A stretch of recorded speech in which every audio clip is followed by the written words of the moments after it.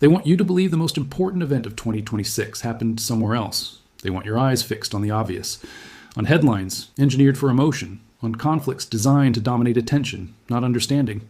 They want you debating politics, arguing over ideology, reacting to noise, because while the world was distracted, something far more permanent happened quietly.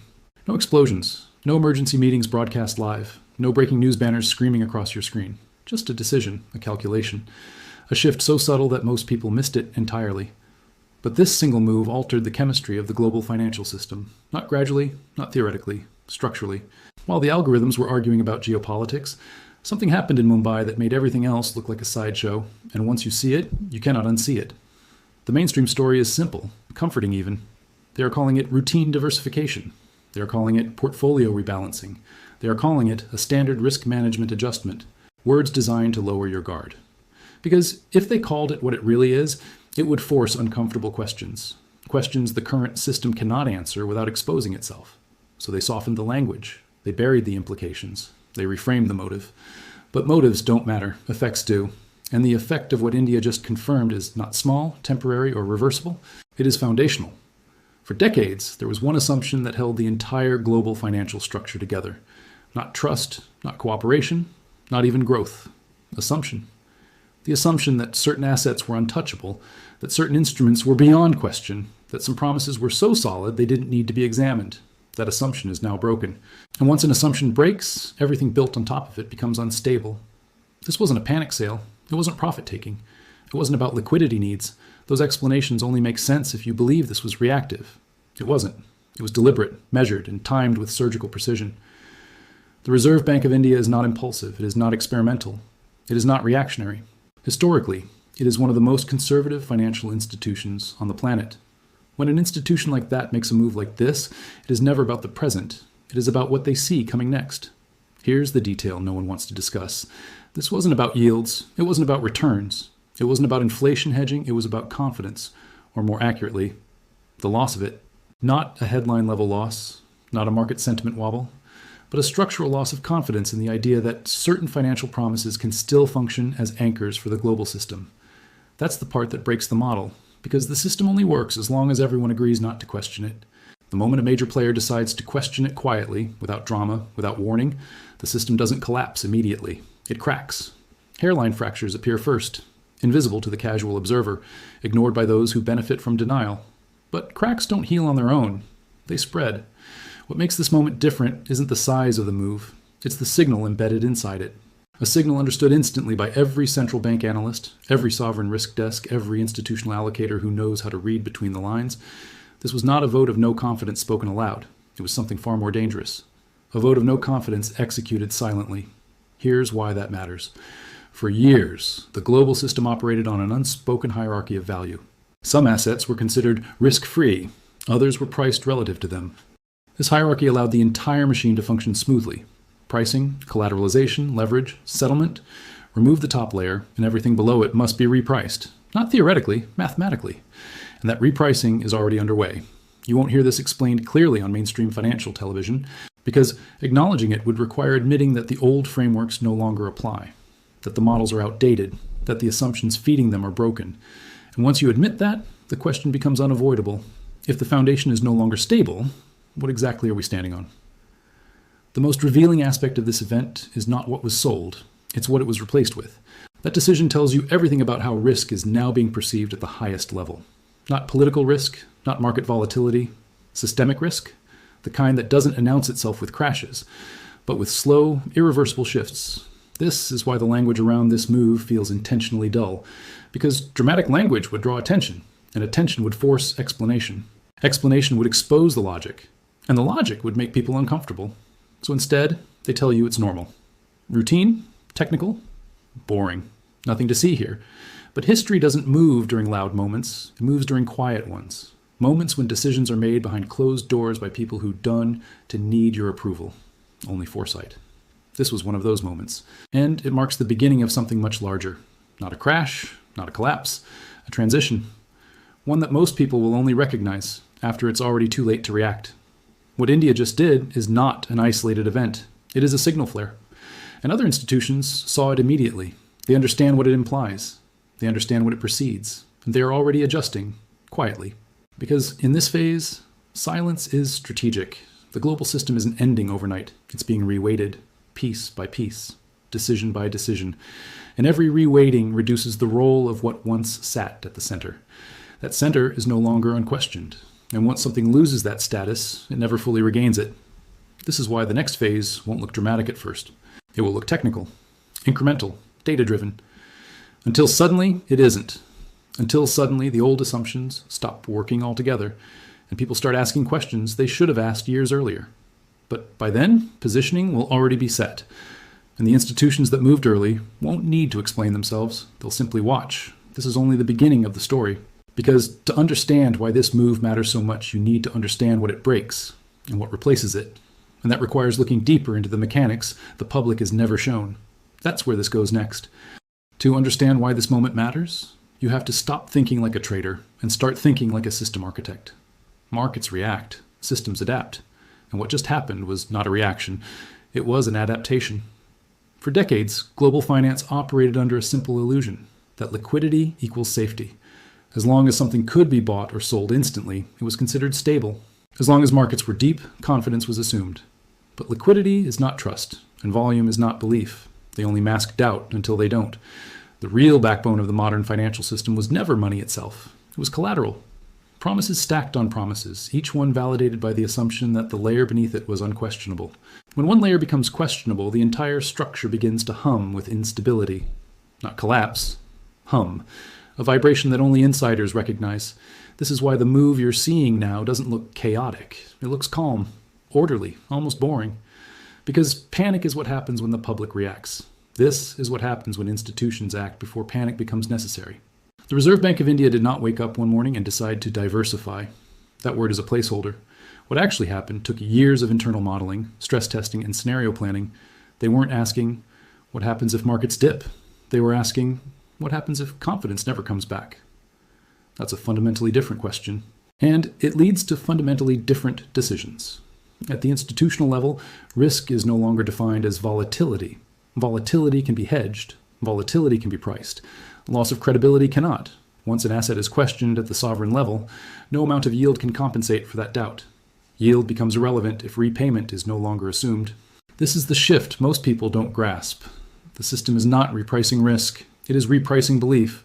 And belief, once broken, doesn't return quietly. Here's what the public never sees. Behind every central bank decision is a matrix of stress scenarios that are never published. Scenarios that assume things no politician would say out loud. Scenarios that imagine outcomes no media outlet would dare headline. These models don't ask, is this likely? They ask, is this survivable? And more importantly, what position ensures optionality if it isn't?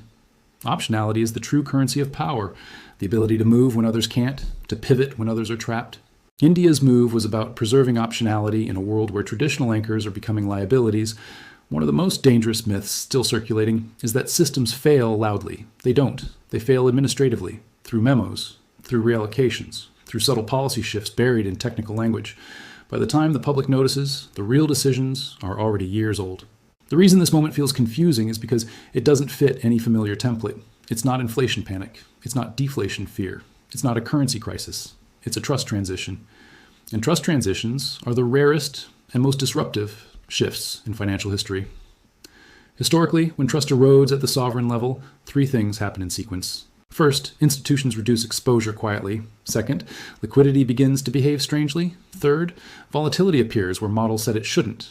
We are currently between step 1 and step 2, which means most people still think nothing is wrong. This is where narrative control becomes essential. If the public understood what was happening, behavior would change prematurely. So the story must remain technical, dry, uninteresting. As long as it sounds boring, it feels safe. But behind the scenes, something unusual is already occurring. Demand patterns are shifting in ways that cannot be explained by price alone. Allocation strategies that once prioritized return are now prioritizing resilience. And resilience doesn't show up on quarterly performance charts. The most telling sign of a structural shift is not what institutions buy. It's what they stop defending. Silence replaces reassurance. Explanations become vague. Because defending something publicly is often a sign that confidence is already gone. This is why official language has changed subtly. Words like risk-free are being replaced with risk-adjusted. Stability is replaced with flexibility. Certainty with frameworks. These aren't synonyms, they are downgrades. The old system required belief in permanence. The new reality accepts impermanence as a baseline. That single philosophical shift changes everything. India's action is part of a broader recognition that the future will not be managed through dominance, but through adaptability, not through control of narratives, but through control of positioning. This is also why comparisons are being avoided. Direct comparisons force clarity. Clarity forces accountability. So instead, the conversation stays abstract. And abstraction protects institutions from scrutiny. But abstraction doesn't protect portfolios, which is why decisions are being made now that won't be explained until much later, if they are explained at all. Here's the uncomfortable truth. The system doesn't need everyone to believe in it anymore. It only needs enough participants to keep functioning while transitions occur. Once the transition is complete, belief becomes irrelevant. This is not the end of anything. It's the end of pretending that the old rules still apply universally. Some players have already accepted that. Others are still arguing about narratives, and narratives always lag reality. What comes next will not look like a collapse. It will look like confusion, conflicting signals, contradictory data, markets behaving irrationally. But markets aren't irrational. They're responding to inputs the public doesn't have access to. This is where the real danger lies for those still relying on outdated assumptions. They will wait for confirmation. But confirmation only comes after repositioning is complete. India didn't wait. And that alone tells you everything you need to know about how serious this shift really is. Because when conservative institutions move first, they are not chasing opportunity. They are avoiding exposure. And avoidance is the clearest signal of all. What we are witnessing is the early phase of a global recalibration. Not of assets, of trust. And once trust begins to move, it does not return to its previous shape. It reforms. The next layer of this story goes deeper into how this shift affects debt dynamics, institutional leverage, and the invisible mechanisms that determine who absorbs losses and who doesn't. That's where the real consequences start to appear. But that requires looking at what the models are no longer showing, and why. To understand what comes next, you have to look beneath markets, beneath prices, charts, and headlines, into the machinery that actually moves capital. Because what is breaking now is not sentiment, it is plumbing. Modern finance is built on layers most people never see, not because they are secret, but because they are too complex to explain without causing panic. These layers determine who gets liquidity first, who absorbs losses quietly, and who discovers too late that the rules changed without notice. At the center of this machinery is a simple concept that has grown dangerously fragile: collateral confidence. Not collateral itself, but confidence in its unquestioned acceptability. For decades, certain instruments functioned as universal keys. They opened doors everywhere. They were accepted by everyone. They never required explanation. Until now. When a major institution quietly reduces reliance on a previously unquestioned anchor, it does something far more disruptive than selling. It signals that collateral hierarchy is being revised. And when hierarchy changes, so does power. Here's what most people miss. Financial systems do not fail because assets lose value. They fail because assets lose function. When something stops working as collateral, it doesn't matter what it's worth. Its utility collapses. And utility is what holds leverage together. Leverage is the silent force behind almost every modern financial structure. It magnifies returns in good times. It magnifies fragility in bad ones. But leverage only works when collateral is trusted without hesitation. The moment hesitation enters the equation, leverage becomes a liability. This is why the shift we are seeing is not about returns. It's about collateral usability. Institutions are asking a new question. If this asset is questioned tomorrow, will it still clear instantly? If the answer is uncertain, the asset is quietly downgraded, regardless of yield. This downgrade does not appear on ratings reports. It does not trigger alerts. It shows up in behavior, shorter maturities, higher haircuts, tighter collateral terms, small changes that compound into structural pressure. This is how stress begins in modern systems, not with collapse, but with friction. Transactions that once cleared automatically now require negotiation. Margins inch higher. Timelines stretch. Liquidity becomes conditional. Conditional liquidity is the enemy of leverage, and leverage is everywhere. The public still imagines leverage as reckless speculation. But institutional leverage is different. It is embedded in pensions, in insurance structures, in sovereign financing mechanisms. It is normalized, which makes it invisible. When collateral confidence erodes, institutions do not unwind leverage immediately. They can't. Instead, they rebalance exposure. They seek assets that retain functionality under stress, not assets that perform best, but assets that still work when trust thins. This is the silent logic behind recent reallocations. It's not fear, it's preparation. One of the most dangerous assumptions still circulating is that central banks act in isolation. They don't. They observe each other constantly. not through public statements, but through balance sheet behavior. When one conservative institution adjusts, others notice, and they ask a critical question: what do they see that we don't? This is how shifts propagate, not through announcements, but through imitation. Quiet, gradual, and impossible to reverse once momentum builds. Models struggle in this environment because models assume continuity. They assume past relationships will persist, but trust transitions break continuity. They introduce regime change, and regime change invalidates historical correlations. This is why traditional indicators are flashing mixed signals. Growth says one thing, inflation another, markets another entirely. The signals conflict because the underlying assumptions are no longer aligned. Institutions are adapting by discarding models that rely on stability. They are replacing them with scenario-based frameworks, not forecasts, but survival maps. These frameworks don't ask, what is most likely? They ask, what breaks us? And then they optimize against that outcome. This is where the public narrative becomes dangerous, because the public is still waiting for confirmation through price. But price is a lagging indicator. Positioning comes first. The biggest moves always happen before validation. By the time validation appears, the opportunity to adapt is gone. Another invisible mechanism now under strain is duration risk. Duration assumes predictability of cash flows. But when trust erodes, predictability collapses. Cash flows become political, conditional, subject to negotiation. This transforms duration from a neutral measure into a risk amplifier. Institutions are responding by shortening horizons, not because they expect chaos tomorrow, but because they want flexibility if chaos arrives unexpectedly. Flexibility is the new premium. This is also why official language increasingly emphasizes resilience. Resilience is what you value when you no longer trust optimization. Optimization assumes stability. Resilience assumes disruption. The old system rewarded those who pushed assumptions to their limits. The emerging system rewards those who leave room for error. That is a profound cultural shift inside institutions. And culture changes slower than policy, but faster than the public realizes. Another critical layer now exposed is settlement risk. Settlement assumes smooth functioning of clearing mechanisms, but clearing mechanisms rely on collateral confidence. As confidence weakens, settlement risk rises invisibly. This forces institutions to pre-position liquidity, which drains liquidity from elsewhere. This is how localized decisions create global ripples, not through intent, but through necessity. The most unsettling aspect of this phase is that nothing appears broken. Systems still function, markets still trade, payments still clear, which creates a false sense of security. But systems can function right up until they don't, and when they stop, they don't fail evenly. They fail asymmetrically. Those with optionality move first. Those without it absorb the shock. This is why early positioning matters more than perfect timing. Timing is a retail obsession. Positioning is institutional reality. India's move fits perfectly into this framework. It was not dramatic, it was precise. A calibration, not a declaration. And calibrations are the most dangerous kind of change, because they accumulate silently. The longer this transition continues unnoticed, the sharper the adjustment will feel when it becomes obvious. And it will become obvious, just not yet. The final piece most people overlook is psychological anchoring. People trust what they are used to. Institutions trust what survives stress tests. These are not the same.